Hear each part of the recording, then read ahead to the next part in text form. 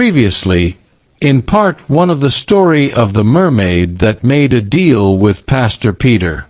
Pastor Peter, a man of God who got overwhelmed in his distress, entered a deal with a mermaid, for wealth, for powers to heal the sick. Yes. He became rich, and did heal the sick, but for a price, which meant him sacrificing a virgin adult lady once every year. He was faithful keeping the sacrifice for some years, until the table turned. His 10-year-old daughter was demanded to be offered as sacrifice by the mermaid. Pastor Peter couldn't imagine himself giving up his little girl, which made him decline. This caused him to lose his wife, his wealth, and his power to heal the sick. Pastor Peter became rejected by all around him, and grew old to eventually face the mermaid in battle between his daughter, a greater force that wanted his daughter, and the mermaid herself. Before we go into the concluding part of the story, ensure you subscribe to this channel, give this video a like, feel free to share your thoughts in the comment section, and turn on the notification bell so you don't miss out on other interesting stories like this one. Now the story begins. Weeks passed. The villagers spoke of miracles again, but this time in hushed, uncertain tones. No more mass healings. No revivals. Just whispers of what happened that night at the river. Some said Mercy was possessed by a higher force. Others said she had died and come back different. But Reverend Peter knew the truth. Something else had taken interest in his daughter, and for reasons he couldn't yet understand, it had spared her. Mercy no longer spoke much, but her presence had changed. She was calmer, her skin radiant in strange ways. Birds followed her. Children touched her hand and laughed without knowing why. The land around her bloomed too early, too richly. Flowers grew where she stepped. And always, she walked to the river. Not to enter it, but to watch it. Something down there still moved. One evening, as thunderclouds gathered like angry witnesses above the village, Mercy stood again at the river's edge, barefoot in the wet soil. Her long braids swayed in the wind. She seemed older, wiser. Not in years, but in essence. Reverend Peter stood behind her. "You shouldn't keep coming here," he said quietly. "She is not the only one beneath," Mercy replied, her voice soft but steady. Peter's face tensed. "What do you mean?" Mercy looked at him then, deep, knowing eyes. Mommy Arrow was just a voice of the current. But there are others. Older. Deeper. The ones who wait. The ones who listen when men cry in despair. Peter's knees weakened. "Mercy. I made a mistake. But you don't have to carry this." She turned away from him. "It's already inside me." That night, Mercy dreamed. She stood beneath the river, yet somehow breathed. Strange shapes swam around her, half shadow, half light. A throne made of coral and bone stood in a vast cavern, and on it sat no one. But the throne pulsed, alive. A voice called to her from behind. "You are the hinge," it whispered. "The bridge." She turned. Between what? But the dream shattered like glass. The next morning, Reverend Peter was gone. They found his body by the riverbank, face down, fingers clawed into the earth. No signs of struggle, no wounds, no blood. But his face, his eyes were wide open, terrified, as if he had seen something vast and eternal in his final breath. Mercy stood over his body, silent. She didn't cry. That night, she burned the old church. The villagers gathered, confused, angry, afraid. But none stopped her. They only watched as the fire consumed the altar, the cracked crucifix, and every last trace of the miracles that had once drawn thousands. Afterward, Mercy disappeared for 3 days. When she returned, she wore a necklace of river stones and spoke a new name. "They call me Omo Inu Yura," she said, "child of the depths." She no longer lived in a house. She slept by the river, in a hut woven of reeds and bones. People came to her, not for blessings, but for answers. And she answered truthfully. Sometimes her words brought healing, sometimes fear. One night, an elder approached her, trembling. "They say the river is angry again," he said. "That another girl is missing." Mercy looked at him calmly. The girl was not taken. She was called. He stepped back. "By you?" "No," she said. "By them." The elder lowered his voice. "You mean, the ones beneath?" Mercy nodded once. "The balance has shifted. They were sleeping. Now they stir." "Why?" he whispered. "Because men have long forgotten the price of miracles."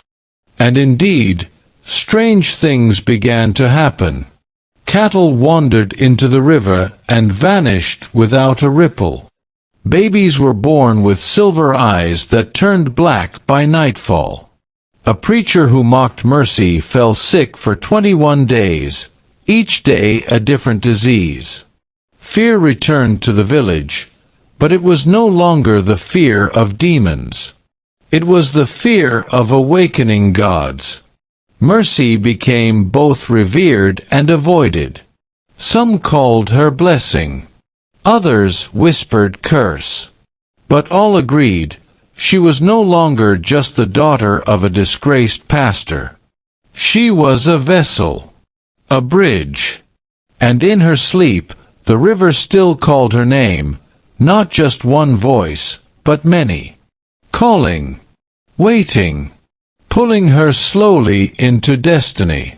Because the river remembers. And Mercy was no longer just claimed. She was becoming something else. Something the world wasn't ready for. Something from the deep. Then one morning as the village awoke, the rains returned. Not in the gentle rhythm that once watered the land, but in waves, violent, unending, as though the sky itself grieved. Thunder rolled without pause. The river swelled, rising beyond its banks, swallowing fields and paths. Trees collapsed. Graves opened. And still, Mercy remained. She sat beneath the great Irako tree beside the river, her eyes closed, her hands resting on her knees. Her skin glowed faintly in the stormlight, etched now with markings that no one could explain. Not tattoos, not scars, but symbols, ancient and moving subtly beneath her flesh like ripples in water. Villagers fled to her for answers, shouting over the storm.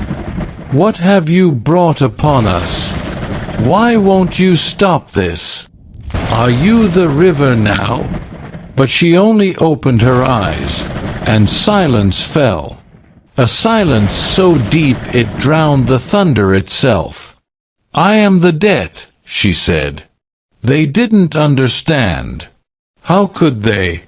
She stood and began to walk toward the river, barefoot, unshaken by the wind and rain.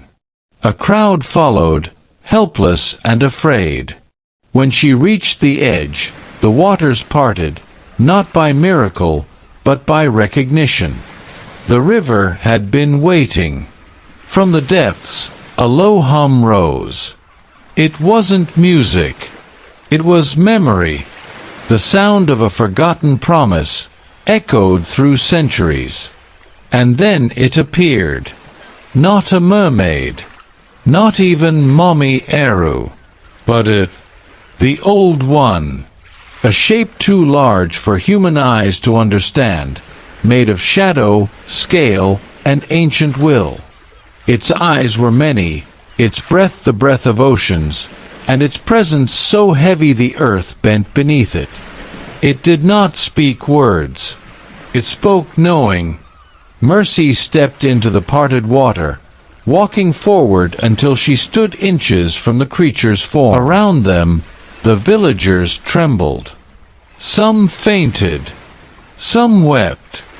She lifted her chin and spoke the final truth. You bargained with my father. You claimed his soul. You took his life. You mocked me. The river rumbled. And I have seen what you are.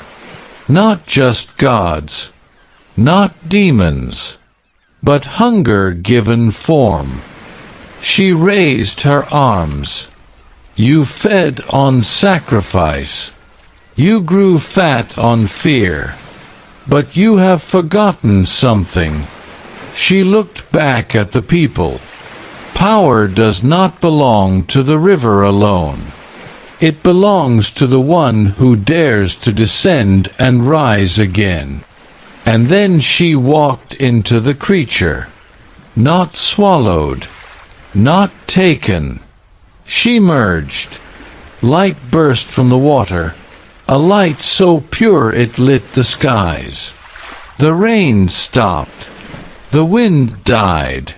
4 hours, the river glowed. And then it calmed. Mercy did not return. The river receded. The sun rose. And silence ruled. Years passed. The village rebuilt, but something had changed forever. No one dared fish in the river. No one fetched water after dusk. But every now and then, when a child was lost, or a soul cried out in truth, not greed, not deceit, something answered. Flowers would bloom on the water. The wind would whisper a lullaby. And some said if you stood still enough, you could hear a girl's voice, calm, kind, ancient, say, "The river remembers." And so do I. And thus the tale ended, not with vengeance, but with balance. Not with damnation, but with one girl's defiance. Mercy was gone. But she had become something greater, the guardian of the depth, a soul that paid the debt of many. And finally, the river slept. Please, feel free to let us know your thoughts about this story on the comment section, and also let us know where you are watching from. Thank you for watching.